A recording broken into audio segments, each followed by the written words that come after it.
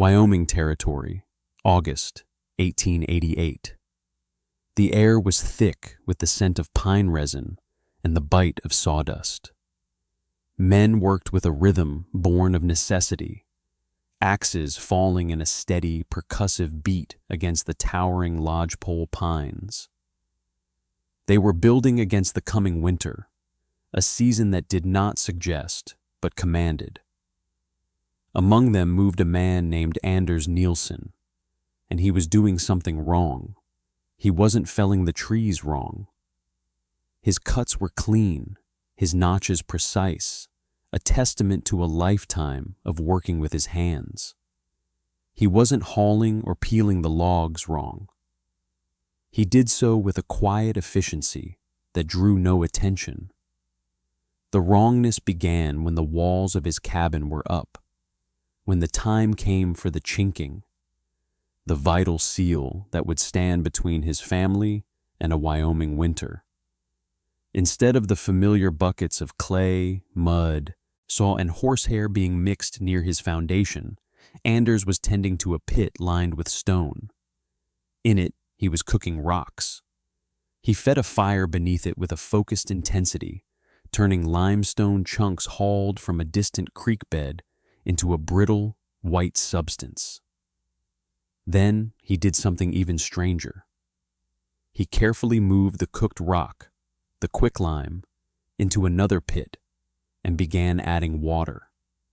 The pit hissed like a nest of snakes. It boiled and steamed, a violent chemical reaction that made the other settlers keep their distance.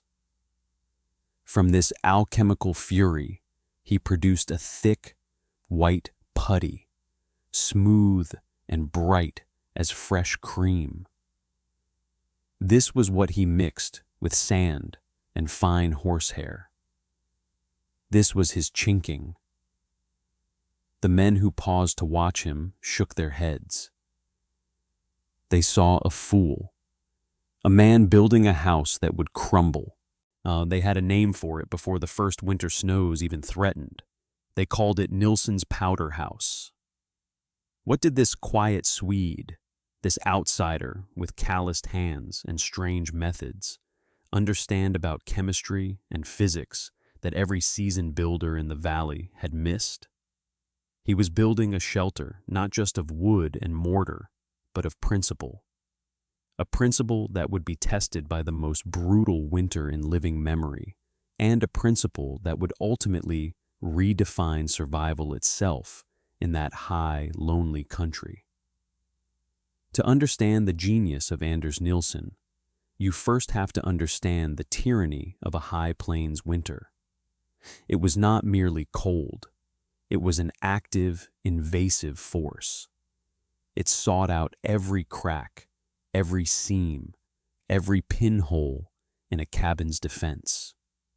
The enemy was the draft, the whisper of air that stole heat as fast as a stove could produce it. The conventional wisdom of the time was logical and born of experience. Log cabins were built from green wood, logs that were still heavy with sap and moisture. As these logs dried over the first few years, they would shrink, twist, and settle. The cabin was a living, moving thing. Therefore, the chinking that filled the gaps between the logs had to be pliable. The standard mixture was a thick daubing of clay, sand, and a binder like dried moss, grass, or animal hair. It was what everyone used because it was what everyone had always used. The materials were readily available, free for the taking from the earth itself. It was a method that worked, but only just. Its failures were a constant, accepted misery of frontier life. In the autumn, families would spend weeks patching the chinking. The summer sun would have baked it, creating a network of fine cracks. The spring rains would have washed some of it away. So they would mix new mud and press it into the gaps, a ritual as predictable as the harvest. It was a temporary fix, a finger in a dike that was always leaking. When the first deep cold arrived, the flaws became glaringly apparent. A family could have a fire roaring in the hearth, a stove glowing red hot, yet the far corners of the single room would remain frigid. A cup of water left on a table overnight would have a skin of ice on it by morning. Frost would creep across the inside of the walls, a beautiful and deadly filigree of white. The cause was air infiltration. The mud chinking, even when freshly applied, was porous, and wind could force its way through microscopic pathways. As the logs contracted in the severe cold, the gaps between log and chinking would widen, creating dozens of tiny, invisible drafts. The collective effect was catastrophic for heat retention. A cabin didn't hold warmth, it merely slowed its escape. This meant a relentless consumption of firewood. A settler's life in winter could be measured by the size of his woodpile. The sound of an axe splitting wood was the season's constant refrain. Men would spend the majority of their daylight hours felling, hauling, and splitting, feeding the insatiable appetite of the stove. It was a battle of attrition. If you got sick, if you were injured, if you simply ran out of wood, your family was in mortal danger. There was another, more insidious problem. The clay held moisture. That snowmelt or driving rain could saturate the chinking, and it would hold that dampness against the wood like a sponge. This was the perfect breeding ground for rot. A log cabin could be destroyed from the inside out, its structural integrity slowly eaten away by the very material meant to protect it. Every builder knew the heartbreak of finding a soft, punky spot in a sill log, a sign that the slow death of the structure had begun. Anders Nilsson had seen all of this in his first year in the valley. He had lived through one winter in a hastily built shelter, performing the same endless maintenance as his neighbors. But he saw the problem differently. He was not a carpenter by trade, nor a traditional frontiersman. In the old country, in Sweden, he had worked in the quarries. He had cut stone, but more importantly, he had worked with the men who operated the lime kilns. He had spent his youth around ancient stone churches and farmhouses, structures that had stood for centuries, held together by a mortar that seemed to defy time. He knew that this mortar was not a rigid, unyielding cement. He had seen masons repair it, and he understood its unique properties. He knew it was hard, yet flexible. He knew it could withstand moisture, and he knew, most critically, that it could breathe. The problem in Wyoming wasn't the logs, it was the mud between them. The build began like any other. Anders selected his trees with a keen eye, felling them and skidding them to his home site with a rented team of oxen. His wife, Elin, and their two young children, Lars and Sophia, helped peel the bark, their small hands working alongside his. Yet he squared the logs and cut the saddle notches with a precision that drew quiet approval from the other men. He was a good builder, they acknowledged. He was just a fool about the details.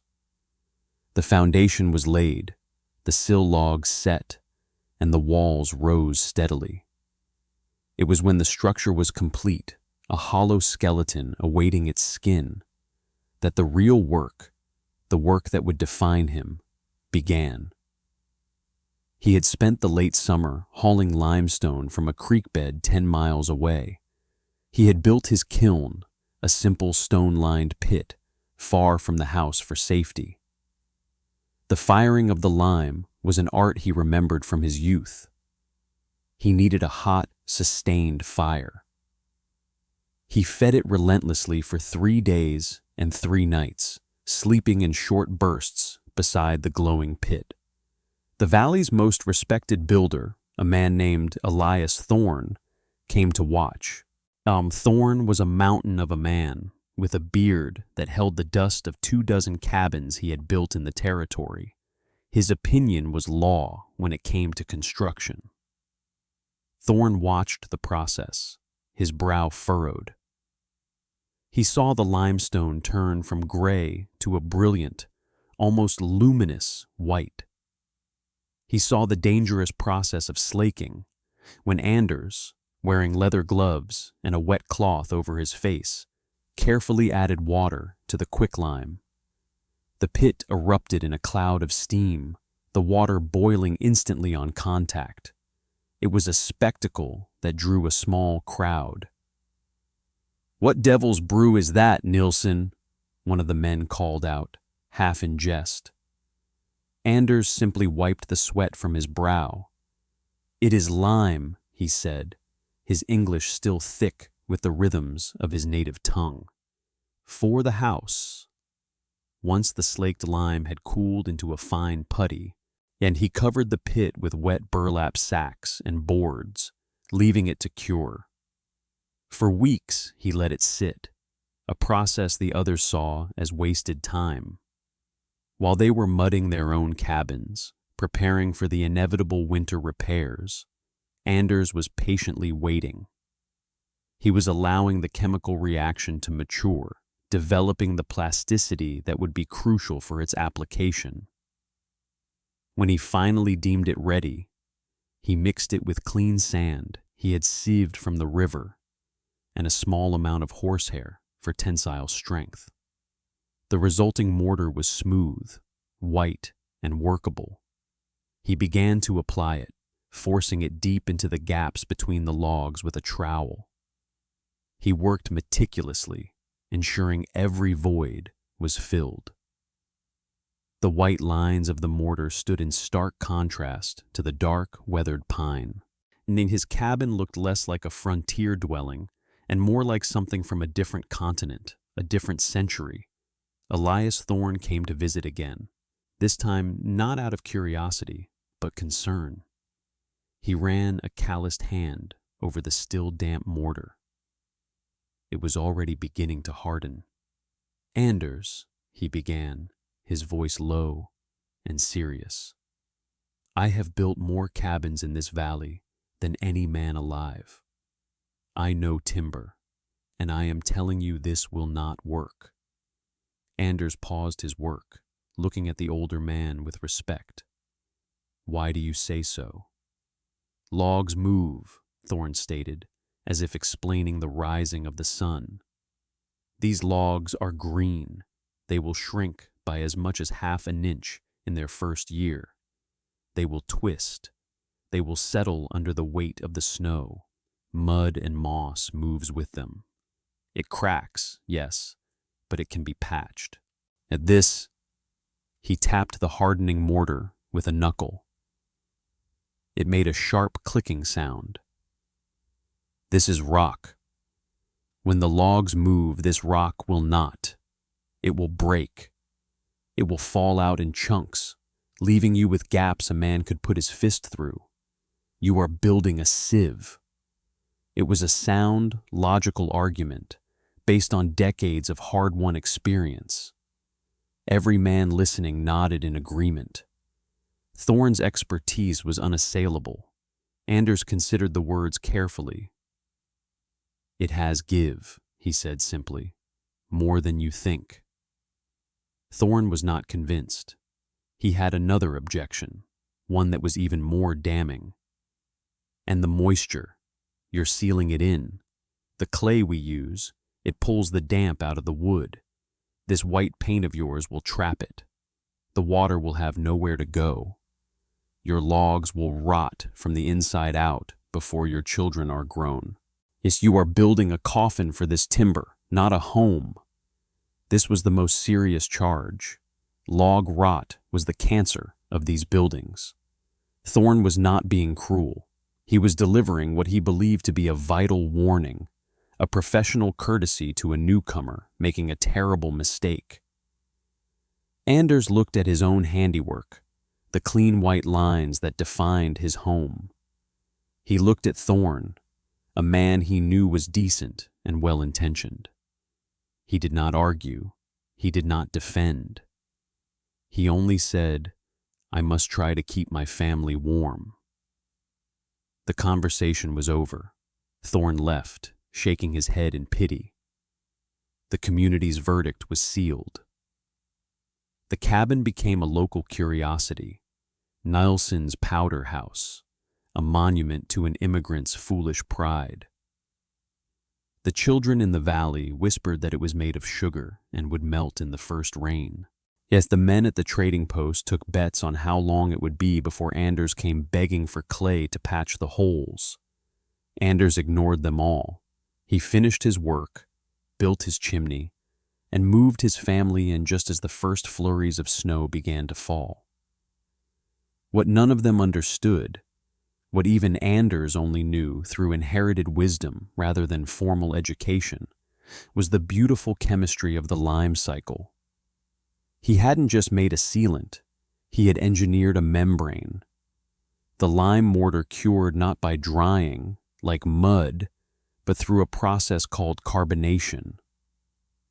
Over weeks and months, the calcium hydroxide in the mortar would slowly absorb carbon dioxide from the air, chemically reverting back to calcium carbonate, limestone. He was, in essence, turning a liquid back into a rock within the walls of his home. Actually, this process gave the mortar two extraordinary properties. First, it was minutely crystalline in structure, creating a network of microscopic pores. It was too dense for liquid water to easily penetrate, shedding rain and snowmelt effectively. But, and this was the critical secret, it was completely permeable to water vapor. It could breathe. Any moisture that found its way into the logs could escape as vapor directly through the chinking.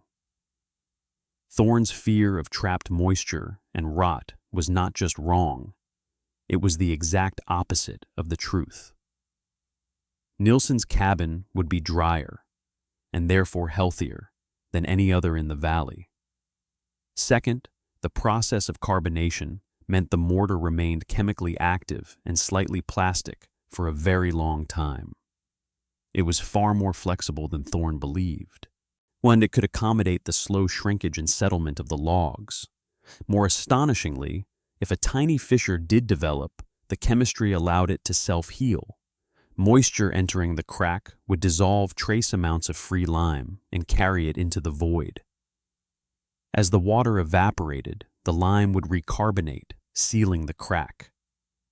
The cabin was not just a structure, it was a dynamic system, capable of repairing itself. It was an ancient technology, forgotten by a world rushing toward hard, brittle Portland cement, but perfectly suited to the living, breathing nature of a log home.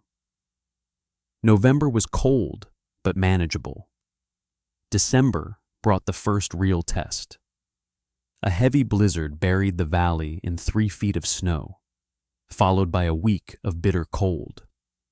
The settlers hunkered down, the smoke from their chimneys a constant, a gray plume against the white landscape. Inside the powder house, life was strangely comfortable. The fire in the hearth needed less wood than Anders had anticipated. The corners of the room were cool, but not icy. There was no frost on the walls. Elin could work at her spinning wheel without a shawl wrapped tight around her shoulders. The children played on the floor. The true test, however, was yet to come. It arrived in the second week of January, riding in on a wind that the old trappers called the White Silence. It wasn't a storm, it was a descent. An immense mass of Arctic air slid down from the north, plunging the territory into a cold so profound it felt like the end of the world. The temperature at dawn on the first day was 10 degrees below 0 Fahrenheit. By sunset, the mercury in the trading post's thermometer had retreated to the bottom of its tube, settling at -25. And it was still dropping. The wind began to blow, a relentless, razor-sharp gale that found every weakness, every flaw in a man's construction. This was not ordinary cold. This was a cold that changed the nature of things. Metal became brittle and snapped. Axe heads shattered against frozen wood. Ink froze in its wells. The very air seemed thin and sharp in the lungs. To be outside for more than a few minutes was to risk death. Survival was now determined by the integrity of one's shelter and the height of one's woodpile. Across the valley, the settlers were fighting a losing battle. The wind tore at their cabins, forcing frigid air through the countless tiny cracks in their mud chinking. The sound was a low whistle, yet a constant reminder of the siege. Stoves that had been merely hot were now pushed to their absolute limit, their iron sides glowing a dull cherry red day and night. Families huddled together, wrapped in every blanket they owned. They burned through their firewood at a terrifying rate. A week's supply was gone in 2 days. Men risked frostbite to venture out and cut more, their breath freezing instantly on their beards. The interiors of their homes became miniature Arctic landscapes. A thick layer of rime coated the walls. The water buckets were solid blocks of ice. They were living in caves of their own making. The fire, a flickering island of warmth in a sea of deadly cold. Elias Thorne was suffering along with everyone else. His cabin, by all accounts, was the best built in the region. The logs were tight, the joinery perfect. Yet he had chinked it himself just last autumn. But it was not enough. The wind, he realized, was his true enemy. It was like a pressure washer, finding microscopic pathways in the mud and blasting them with air that was 30 degrees below zero. He and his wife, Sarah, kept the stove roaring. They had already burned through a quarter of their winter's wood in just 3 days. He could feel the drafts everywhere, icy fingers touching the back of his neck, chilling his feet through his boots. He stuffed rags and bits of wool into the worst of the gaps, but it was a hopeless task. For every one he plugged, he could feel another. His expertise, his lifetime of knowledge, had failed him. He was cold, he was frightened, and he was burning his home to stay alive. He had started breaking up a wooden chest for kindling.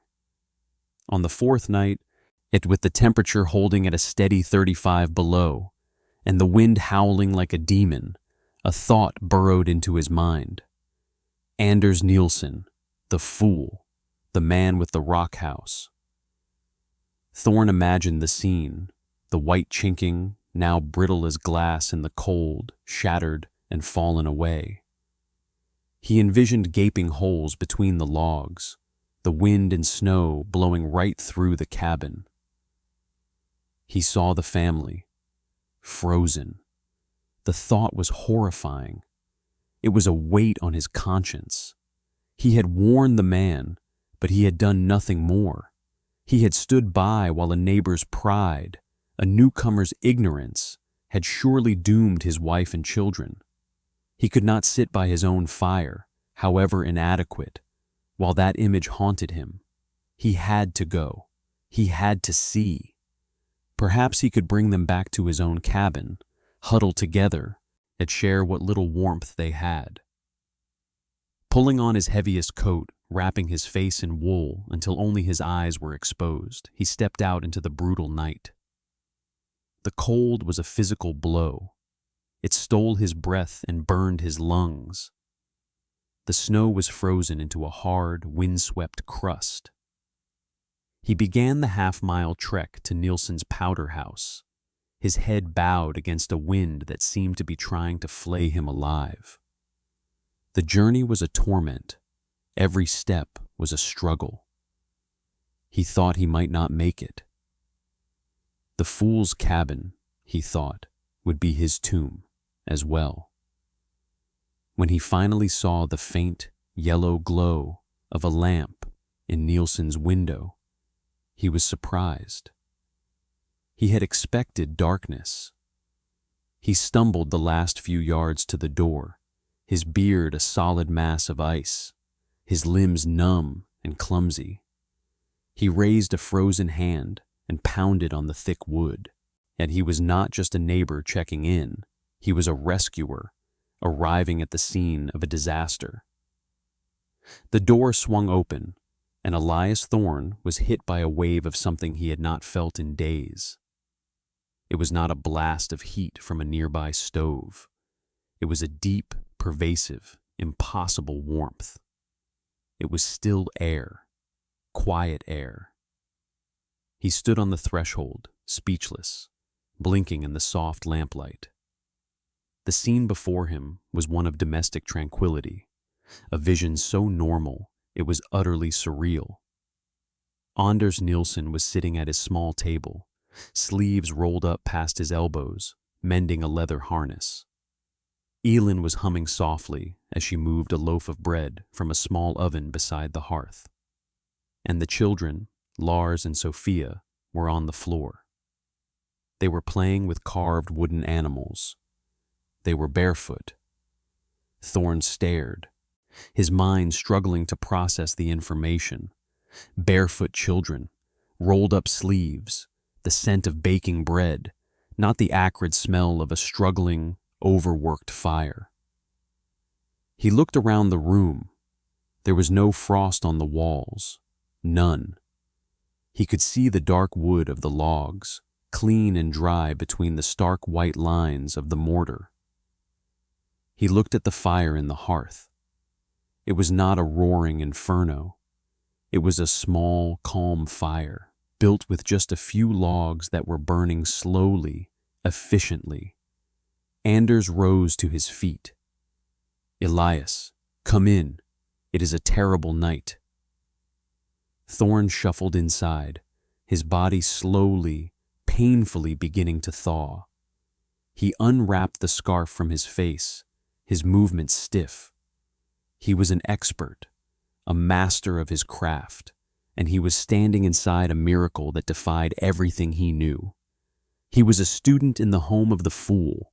Yeah, he walked, almost in a trance, to the north wall, the one that had borne the brunt of the wind for 4 straight days.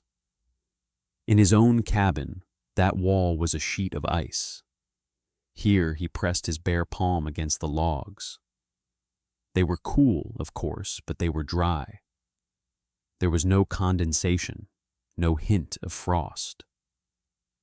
Then he touched the chinking itself. It was cold, colder than the wood, a line of near-freezing stone. But it was solid, intact, unbroken. He ran his fingers along the seam. There were no drafts, not a single, faint whisper of moving air. The cabin was sealed. It was as airtight as a bottle. That was the source of the quiet, the stillness. The wind was howling outside, a banshee's scream, but inside, it was a distant, irrelevant rumor. The house was not fighting the cold. It was ignoring it. Thorne turned back to Anders, and his eyes wide with a question he could barely articulate. "How?" Anders gestured toward the small, placid fire. Thorne looked from the fire to the woodbox beside the hearth. It was nearly full. Then he looked at the much larger woodpile stacked against the far wall, the family's main supply for the winter. It was immense. It was barely touched. "How much wood have you burned, Anders?" Thorne asked, his voice rough with emotion. "Since the cold began." Anders shrugged, a simple gesture of a man stating a simple fact. "I do not count exactly, maybe a quarter of a cord." The numbers landed on Elias Thorne with the force of a physical blow.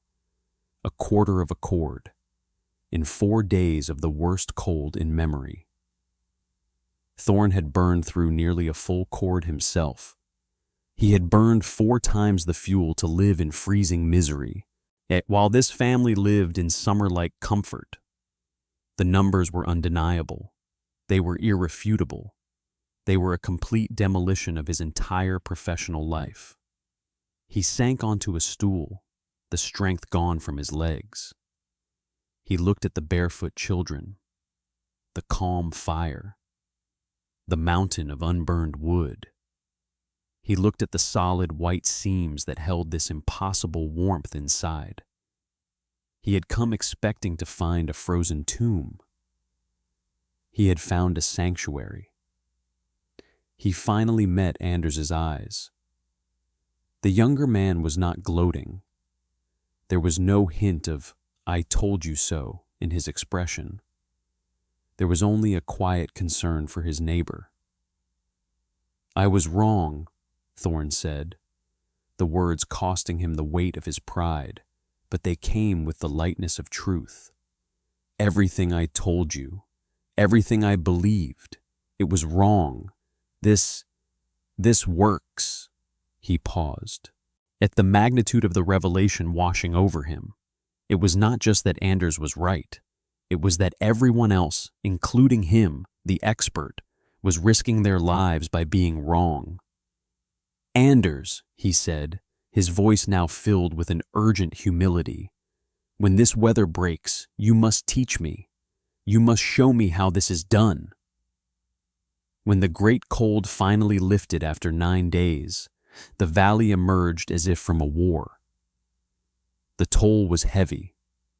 Several families had lost livestock. Many people were suffering from frostbite. At least 2 elderly settlers had succumbed. Every single family had dangerously depleted their wood supply, facing the rest of the winter with a gnawing anxiety. Every single family, except for one. Word of Elias Thorn's midnight visit to the Nielsen cabin spread faster than a grass fire. Yes, it was Thorn himself who told the story, over and over, at the trading post, at the small church, to any neighbor he met on the trail. He described the scene with the zeal of a convert: the barefoot children, the small fire, the mountain of wood. He was the valley's most respected builder, and he was now the most vocal advocate for the method he had once ridiculed. The derisive name, Nielsen's Powder House, vanished from the local vocabulary. In its place, people began to speak of the Nielsen method. The community, humbled by the ordeal they had just survived, was ready to listen. That spring, a procession of men came to Anders Nielsen's homestead. They did not come to mock, they came to learn. Anders, true to his nature, taught them freely. He showed them where to find the best limestone, and he demonstrated the proper way to build a kiln and fire it. He explained the delicate, dangerous process of slaking. Most importantly, he taught them the feel of the mortar, the right consistency for application, the patience required to let it cure properly. He shared his knowledge without ego, a quiet teacher showing his neighbors a better way to survive. Elias Thorn was his first and most dedicated student. That summer, Thorn rebuilt the chinking on his own home using lime mortar. The following winter, for the first time in his life, he was truly warm. He burned less than half the wood he normally would have. His home was dry, comfortable, and secure. He then dedicated himself to retrofitting the other cabins in the valley, often working for free for those who had suffered most. The transformation of the community was profound, as over the next decade, nearly every log structure in the region was re-chinked with lime mortar. New construction adopted it as the standard. The impact was measured not just in cords of wood saved, but in human lives. Winters were no longer a desperate siege. Children were healthier. The elderly were safer. The constant backbreaking labor of cutting wood was lessened, freeing up time and energy for other tasks.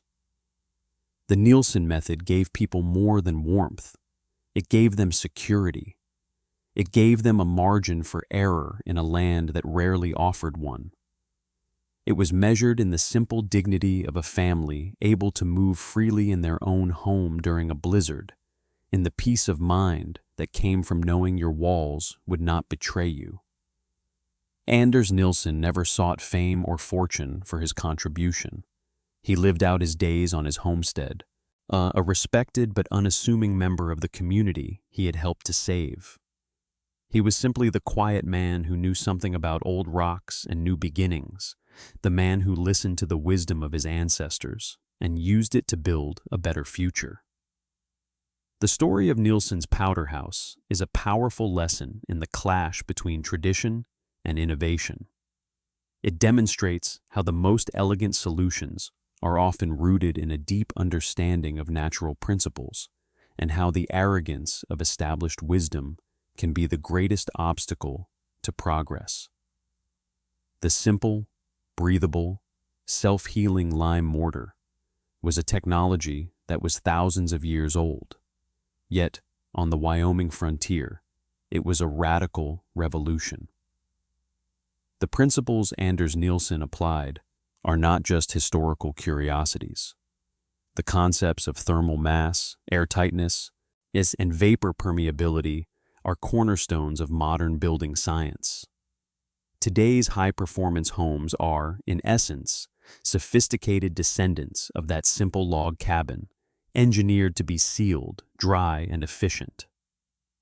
The quiet innovator of the 19th century was practicing a form of sustainable building that we are only now rediscovering. This account is a fictionalized dramatization based on historical building practices for educational and entertainment purposes. The specific characters, names, and sequence of events are products of a narrative imagination, but the underlying principles of lime mortar and its advantages in log construction are based on real-world chemistry and engineering. This content does not constitute professional building advice.